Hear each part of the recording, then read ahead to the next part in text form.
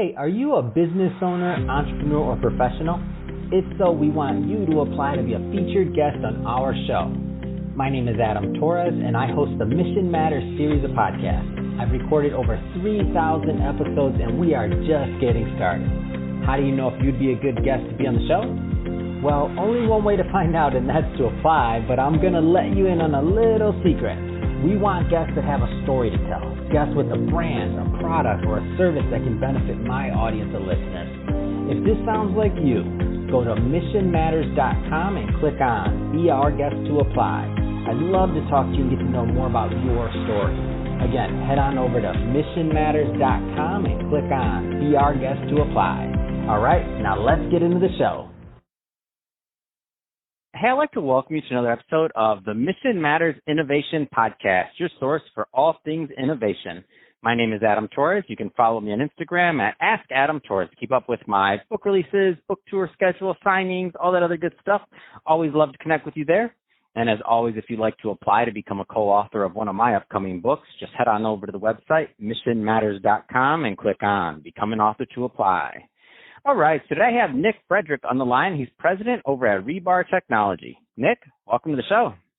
Thanks for having me, Adam.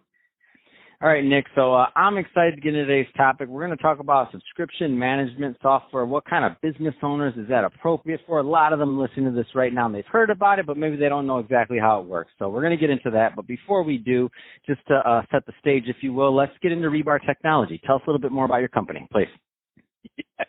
Yeah, so Rebar Technology is, as it sounds, a technology solutions provider for the subscription space. Our name loosely stands for Recurring Billing and Revenue Technology Solutions.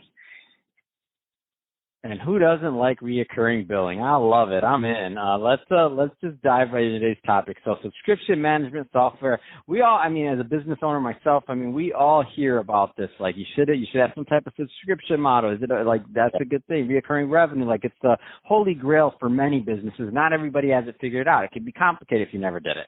So, right. Where do you want to start with this topic? It's a big one. Yeah, I would say, just why should someone consider that model if they haven't already is, always one of the best starting questions there.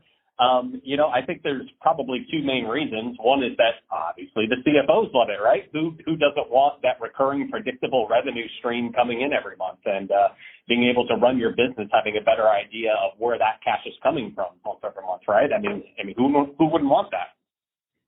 I think the other one that just more prevalent in today's very competitive market for consumers is opportunities to continuously engage with your end customer. So, that we've seen this play out in loyalty programs over several decades here, everything from fuel to groceries and those sorts of things. But in today's market, getting your customer to come back again and again, for retailers in particular, has always been a challenge, right? You got to keep selling those widgets month over month. But if you can come up with a model that promotes and encourages a continuously engaging relationship with your end consumer, that's good for the long term as well. So I think it's got a lot of different angles that are worth looking at. That's awesome. And and I know this is a broad question, but I just want to shake maybe some of the perception of what some of the people listening are thinking. What kind of companies can this service be right for? Because I know you've seen a lot, and some people are like, oh, that's great, but I'm not a consumer brand product. I'm not selling people candy bars or health bars, I should say, or whatever it is. And they're like, I don't think that'll work for us. What have you seen? It's very interesting. Just in the last, probably mostly past 5 years, we've just seen some very interesting models of people playing with subscriptions for their business in ways that you would have traditionally just never thought of.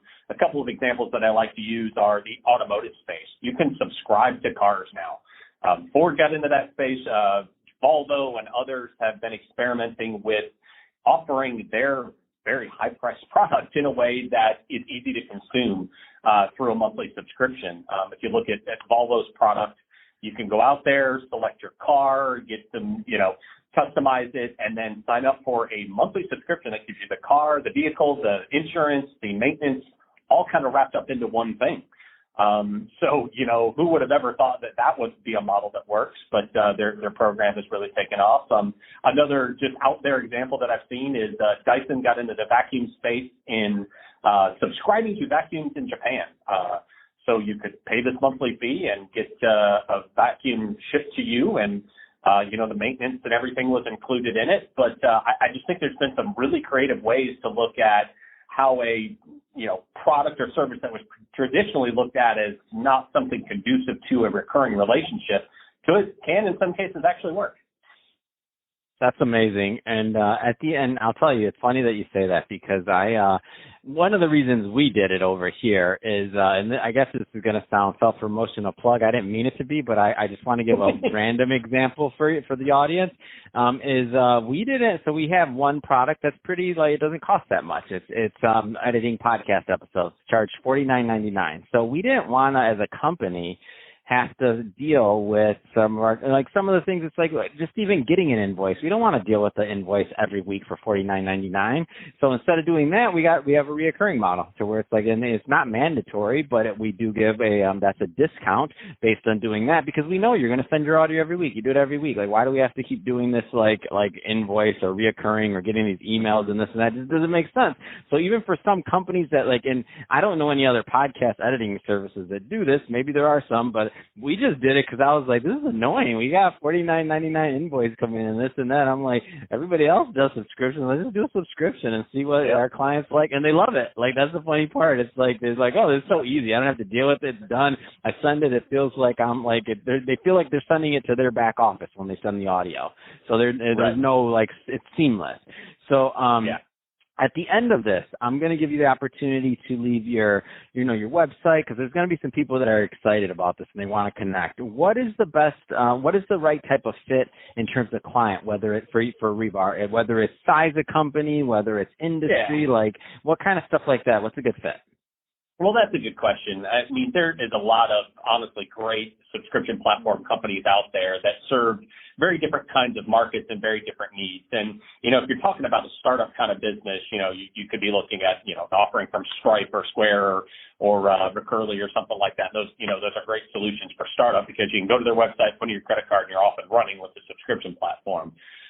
We were kind of born an offshoot of a consulting company called WCAPR Consulting Group, which focuses on the Fortune 1000, larger organizations, and helps with payments and retail technologies and things like that. So where we really focus as a business is subscription companies that have grown or are growing and might be getting a little bit more complicated, more business rules, looking to expand and be more flexible, and therefore need their technology and operations to be able to grow along with that. That's really our bread and butter. Our solutions are pretty customized for each merchant that we work with, so we're not an out-of-the-box SaaS platform per se. We're really more of a customized approach, but we do it in a very scalable, flexible, and modular type way that allows us to be very cost effective and efficient, also very quick at the same time. So, if it's that type of merchant that finds themselves processing probably north of $500,000 a year and up, we're a good one to talk to as they continue to grow their business. But yeah, that's kind of where we focus as an organization. That's awesome. Any particular industries, or is it kind of across the board? It's more like revenue and volume.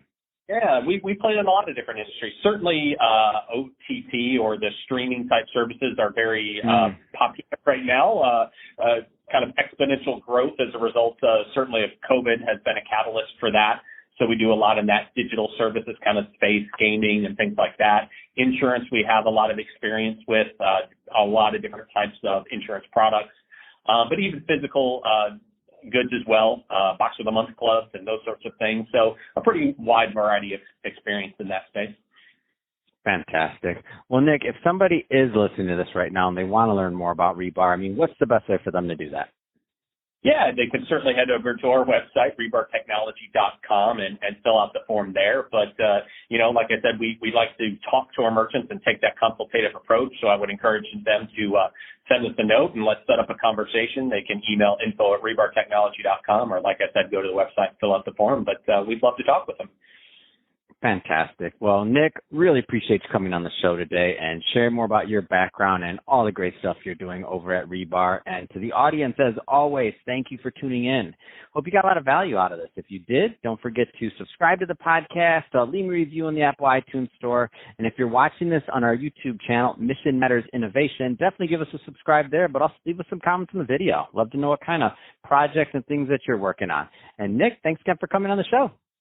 Thanks for having me, Adam.